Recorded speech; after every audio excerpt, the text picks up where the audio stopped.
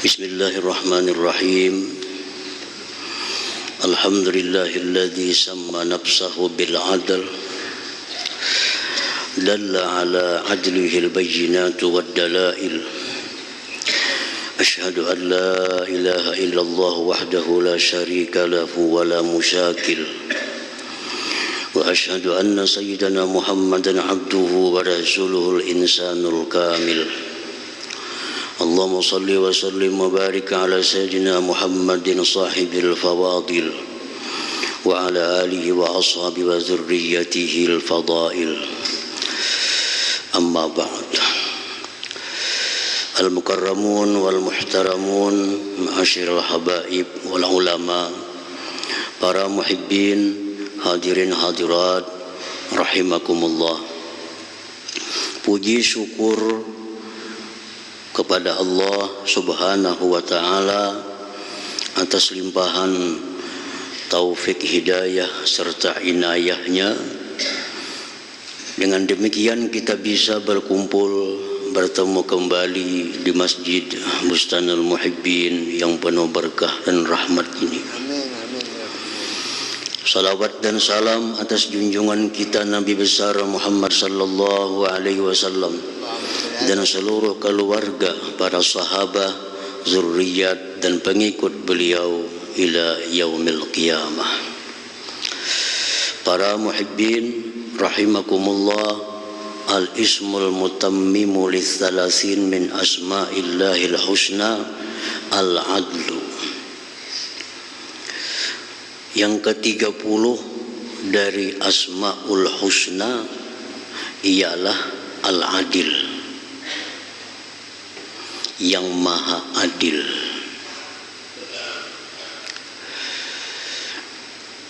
Al-adlu huwa alladhi wada'a kulla shay'in fi mawdi'ihi wa huwa alladhi yasduru minhu bi'adul adli al-mudad bil jawri waz zulmi. Adil itu artinya menempatkan sesuatu pada tempatnya. Itu artinya adil, menempatkan sesuatu pada tempatnya. Allah Subhanahu wa ta'ala Tuhan yang maha adil, yang maha menempatkan sesuatu sesuai pada tempatnya. Dialah yang terbit sifat adil, yang berlawanan dengan zalim. Zalim itu artinya menempatkan sesuatu bukan pada tempatnya. Itu disebut zalim. Orang yang menghukumkan sesuatu dengan bukan hukum sebenarnya, itu zalim. Orang yang menghukumkan sesuatu dengan hukum yang sebenarnya, itu disebut adil. Nah, Allah itu maha adil. Allahul adlu fi khalqihi wa fi hukmihi. Allah Ta'ala itu adil pada ciptaannya dan adil pada hukumnya. Jadi apa yang diciptakan oleh Allah itu sudah sesuai dengan tempatnya. Apa yang dihukumkan oleh Allah itu adalah sesuatu yang sudah sesuai, yang sudah adil. Nah, manusia ciptaan Allah. Allah menciptakan manusia, terdiri dari beberapa anggota. Allah letakkan mata di sini, Allah letakkan hidung di sini, Allah letakkan mulut di sini, tangan dua, kiri kanan, kaki, itu sudah sesuai. Nah, itu al-adlu, itu yang maha adil artinya. Nah, para muhibbin rahimakumullah, Allah mengayakkan si fulan, Allah tidak mengayakkan si fulan, itu sudah adil. Itu ciptaan Allah. Yang satu si fulan ini dikayakan oleh Allah, yang satu ini tidak dikayakan oleh Allah. Gimana adilnya? Nah, keadilan Allah itu secara sempurna mencakup dunia akhirat. Orang yang kaya beribadah kepada Allah, orang fakir beribadah kepada Allah, ganjaran pahala yang diberi Allah lebih besar orang yang fakir ini. Itu disebutkan dalam banyak hadis-hadis Rasulullah sallallahu alaihi wasallam. Nah, itu satu keadilan dari Allah. Ini orang kaya, orang banyak duit, orang mau apa hendak bisa. Ini orang fakir, orang susah, hendak ini kada bisa, hendak itu kada kawa. Tapi kina di akhirat ini orang fakir, ganjaran ibadahnya dilipat gandakan oleh Allah Subhanahu wa taala. Nah, ini contohnya keadilan Tuhan. Sahabat Nabi sallallahu alaihi wasallam 10 yang dijamin beliau masuk surga. Sayyidina Abu Bakar Siddiq, Umar, Utsman, Ali radhiyallahu anhum, ada Talha bin Ubaidillah, ada Zubair bin Awam, ada Sa'ad bin Abi Waqqas, ada Abdurrahman bin Auf. Nah, 10 sahabat yang dijamin Nabi ke surga itu, yang paling kaya Abdurrahman bin Auf. Nah, karena di akhirat Abdurrahman bin Auf ini masuk surga tadudi daripada yang lain-lainnya. Itu keadilan dari Allah Subhanahu wa taala.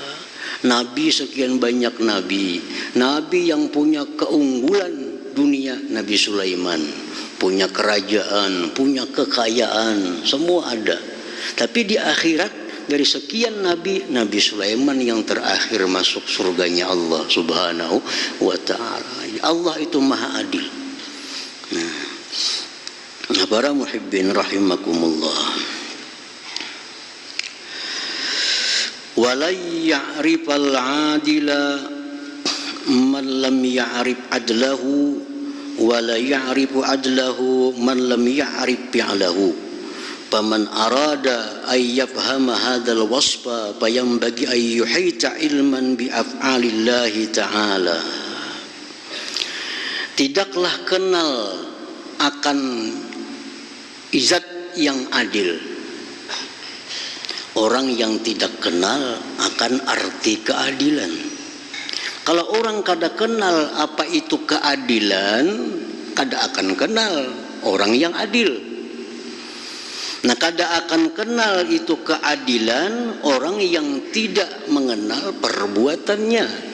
Nah, jadi harus kita kenali perbuatan-perbuatan Allah, baru kita tahu keadilan Allah.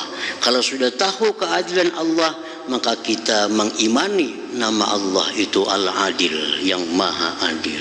Nah, kita lihati perbuatan-perbuatan Allah alam semesta ini. Itu semua menunjukkan akan keadilan daripada Allah Subhanahu wa ta'ala.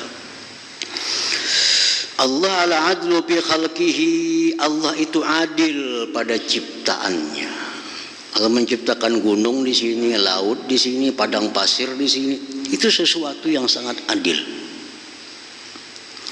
Allah Ta'ala berfirman, Alladzi khalaqa sab'a samawatin tibaqa ma tara fi khalqir rahmani min tafawut. Allah menciptakan langit bumi 7 lapis dan segala yang di atasnya Allah ciptakan. Tidaklah kau lihat pada ciptaan Allah itu sesuatu yang tidak serasi. Nah, tidaklah kau lihat ciptaan Allah itu yang tidak serasi.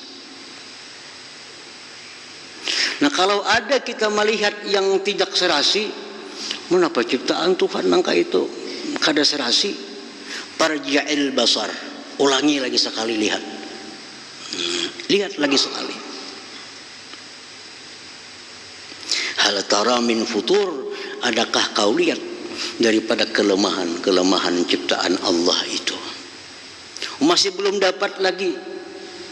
Kayaknya kada serasi juga nih, dilihat 2 kali kayak kada pas juga di sini. Tsumma rji'il basar, lihat lagi sekali.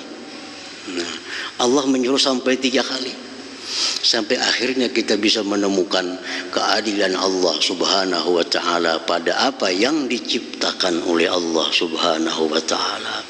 Memang kadang-kadang ada sekali lihat kayak kada serasi, Allah nyuruh parja'il basar, lihat lagi sekali kayak kada serasi juga, summarja'il basar, lihat lagi sekali.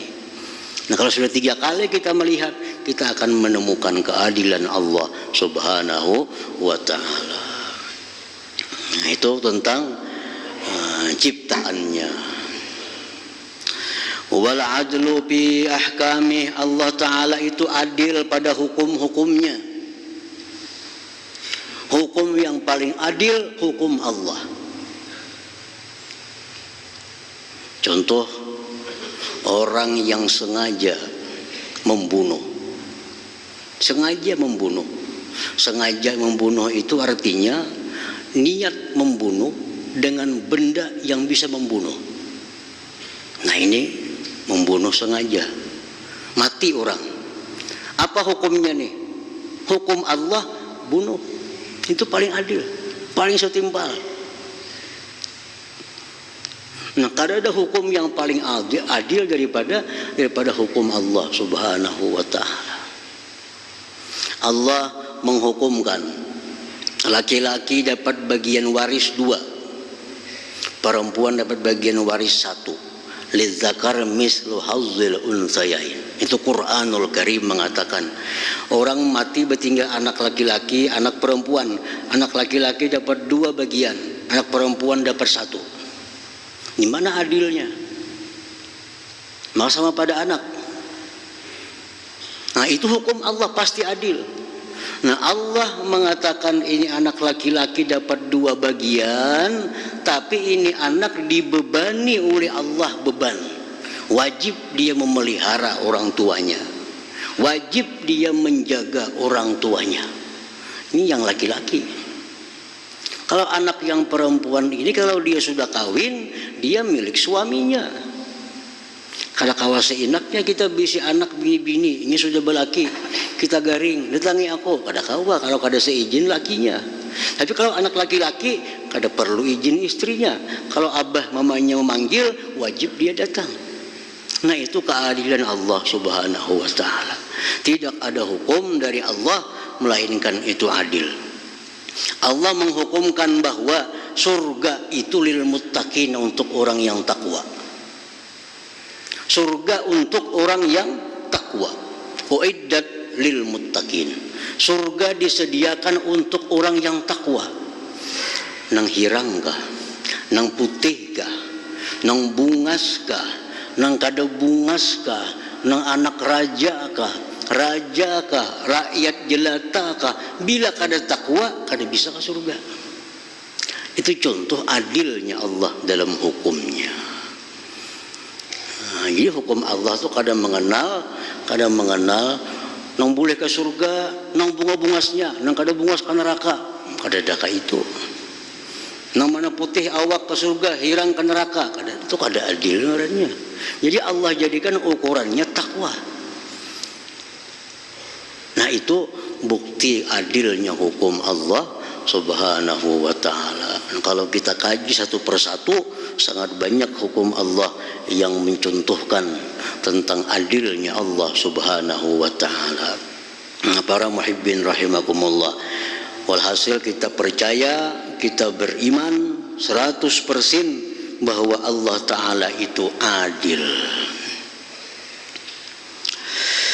Nah, al-mu'min bismillahil adli, orang yang sudah beriman bahwa Allah Ta'ala itu bernama Al-Adil, orang yang sudah mengiktikadkan dalam hatinya bahwa Allah Ta'ala itu adil pada ciptaannya, pada hukumnya.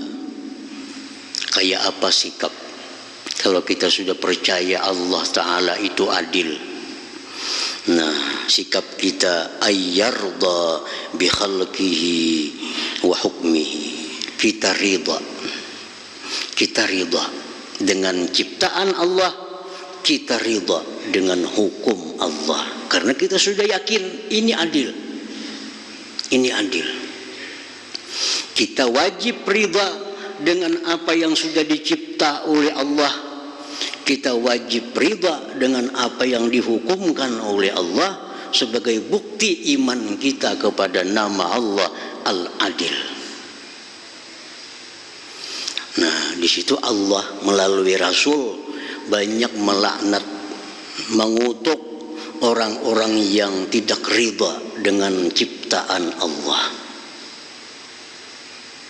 Contohnya, la'anallahu al-mutashabbihin minar rijal bin nisa wal mutashabbihat minan nisa bir rijal. Rawahul Bukhari. Allah melaknat laki-laki yang menyerupai perempuan, perempuan yang menyerupai laki-laki. Ini orang diciptakan Allah laki-laki. Dia wajib ridha jadi laki-laki itu. Inya kada senang jadi laki-laki, anak kayak bini-bini. Jalan kayak bini-bini diturutinya, baju-baju bini-bini, bahasa kayak bahasa bini-bini. Ini orang dilaknat oleh Allah. Kenapa? Dia kada ridha dijadikan Allah laki-laki. Padahal itu sudah yang teradil yang diciptakan Allah. Ini orang laki-laki. Demikian pula Allah melaknat perempuan-perempuan yang tidak senang dijadikan perempuan lalu kayak laki-laki. Rambut potongan kayak laki-laki, selawar-selawar laki-laki. Orang kada tahu kayak lakian, padahal binian. Itu dilaknat oleh Allah. Ini orang contoh orang yang tidak ridha dengan apa yang telah dijadikan oleh Allah Subhanahu wa ta'ala. Hadis Rasulullah SAW lagi, la'ana Rasulullah SAW al-mughayyirati khalqallah azza wa jal. Rasulullah SAW melaknat. Rasulullah melaknat itu sama Allah melaknat, artinya ada berbeda. Rasulullah SAW melaknat perempuan-perempuan yang merubah ciptaan Allah Subhanahu wa ta'ala, atau laki-laki yang merubah ciptaan Allah Subhanahu wa ta'ala. Yang merubah yang mana yang dilaknat? Yang merubah untuk mempercantik, untuk mempertampan, dan sifatnya adalah permanen. Ini misal orang diciptakan Allah berkulit hitam, diubahnya, disuntiknya jadi kulit putih. Ada suntiknya, enggak awak hirang jadi putih. Ini al-mughayyirat khalqallah, ini merubah ciptaan Allah, dilaknat oleh Allah dan Rasulnya. Orang yang diciptakan Allah hidung jam ini kada puas hidung jam ini, harus dimancungi lagi, operasi plastik. Nah, hidung diulahnya semakin jadi mancung. Ini dilaknat oleh Allah Subhanahu wa ta'ala. Itu kalau mati bertemu Allah kayak pakainya supannya hitam nih, Tuhan kada ridha ciptaanku tuh hidung palsu. Coba yang orang-orang ini mati kayak apa bertemu Tuhan, membawa lawan Tuhan dalam bukan ciptaan Allah. Orang-orang yang mengukir giginya, nah gigi diciptakan Tuhan, diukirnya supaya kelihatan rapi bagus. Nah itu pun dilaknat. Orang yang mencukur habis bulu keningnya termasuk dilaknat oleh Allah dan Rasulnya. Karena itu dianggap tidak ridha dengan yang diciptakan Allah, padahal ciptaan Allah itu sudah adil, sudah sesuai pada tempatnya. Nah, para muhibbin rahimakumullah, ada hal-hal yang dibolehkan dalam agama kita merubah ciptaan Allah kalau sifatnya mengganggu atau aib malu.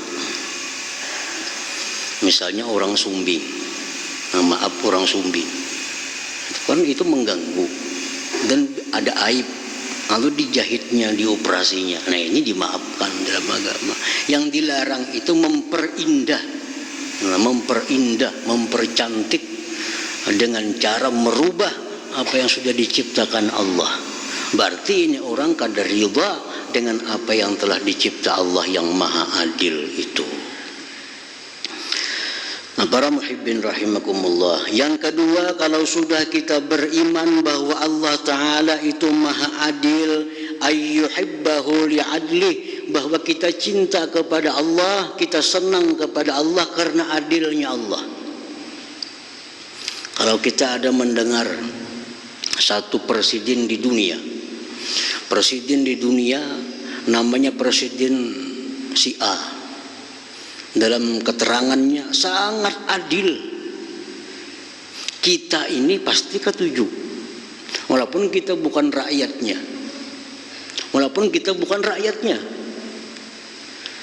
hanya mendengar berita, presiden umpamanya Brunei Darussalam itu sangat adil dengan rakyatnya. Kita nangkada orang Brunei ini jadi senang dengan presiden itu karena kita mendengar itu adil. Apalagi Allah Subhanahu wa Ta'ala yang kadang diragukan lagi keadilannya. Nah, jadi mesti kita cinta kepada Allah karena adilnya Allah Subhanahu wa Ta'ala.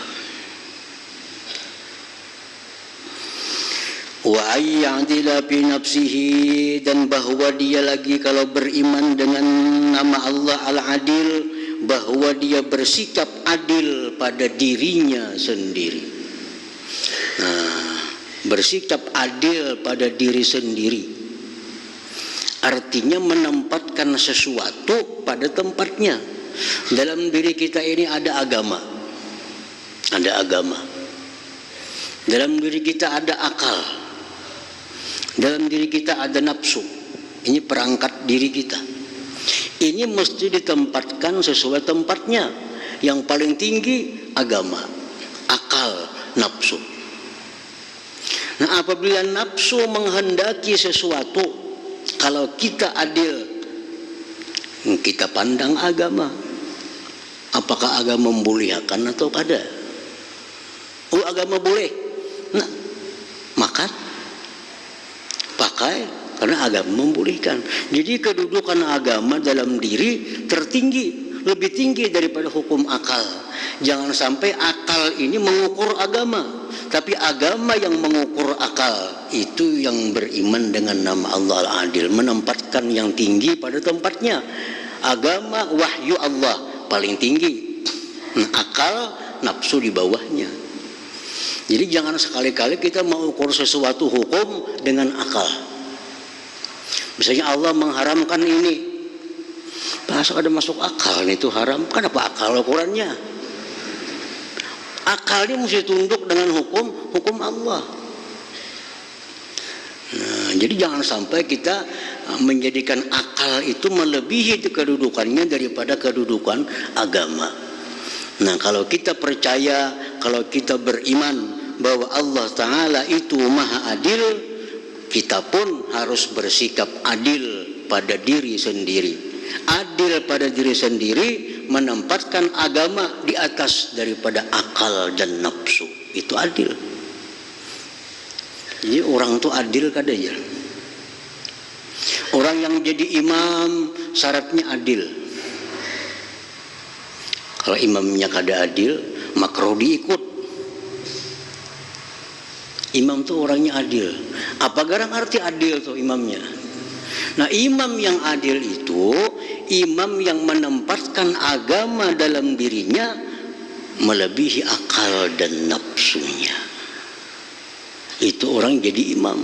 Kalau jadi imam ini orangnya kada adil, kita di belakang makruh mengikut. Nah, orang yang ditugaskan jadi imam sembahyang 5 waktu, apalagi sembahyang Jumat, imam itu harus adil. Apa itu adil? Imam ini mesti menempatkan agama dalam dirinya di atas daripada akal dan nafsunya. Nah, kita lihat perilaku imam itu dalam sehari-hari. Apakah imam ini tunduk kepada hukum Allah, tunduk kepada nafsunya, tunduk kepada akalnya? Nah, bila orang ini dalam sehari-harinya meninggikan agama di atas akal dan nafsu, berarti ini orang adil. Nah, bila adil itu bisa diolah, dibikin, ditetapkan menjadi imam imam di sebuah masjid atau musalla atau langgar. Nah, jadi imam adil ya. Apa arti adil? Menempatkan agama di atas daripada akal dan nafsunya. Akal hendak ini, menurut akal ini bagus, sesuai lawan akal. Tapi agama kadang membolehkan. Kalau kita minjam duit 1 juta sebulan, lalu kita beri orang itu 10.000, itu masuk akal. Kadang memberati. Kita minjam duit 1 juta selama sebulan, kita beri 50.000, masuk akal. Nah, tapi akal masuk, agama kadang masuk. Agama kadang masuk. Nah, kalau orang ini adil, dia memegang agama. Walaupun akal masuk, walaupun nafsu masuk, tapi agama kadang masuk, dia berpaling daripada pekerjaan itu. Nah, itulah orang disebut adil namanya. Nah, para muhibbin rahimakumullah, jadi buah dari keimanan. Kalau kita percaya Allah itu bersifat adil, bernama adil, nah kita sudah cinta kepada Allah karena keadilannya. Kita ridha dengan hukum dan ciptaannya, dan kita pun bersikap adil pada diri kita sendiri. Nah, dengan demikian maka kita sudah bukan hanya hafal Asmaul Husna, tapi bisa mempraktikkan dalam diri kita sendiri. Nah, itu yang dimaksud dengan mempelajari Asmaul Husna, bisa mempraktikkan nama Allah itu di dalam diri kita. Nah, para muhibbin rahimakumullah, selanjutnya nama Allah yang ke-31. La hadratin Nabi sallallahu alaihi wasallam. Al-Fatihah. Bismillahirrahmanirrahim. Iyyaka na'budu wa iyyaka nasta'in. Iyyaka na'budu wa iyyaka nasta'in. Bismillahirrahmanirrahim. Alhamdulillahirabbil alamin, wassalatu wassalamu ala asyrofil anbiya'i wal mursalin wa ala alihi washabbihi ajmain. Allahumma inna nas'aluka al-afiyah wa al-afiyah daimah fid din wad dunya wal akhirah.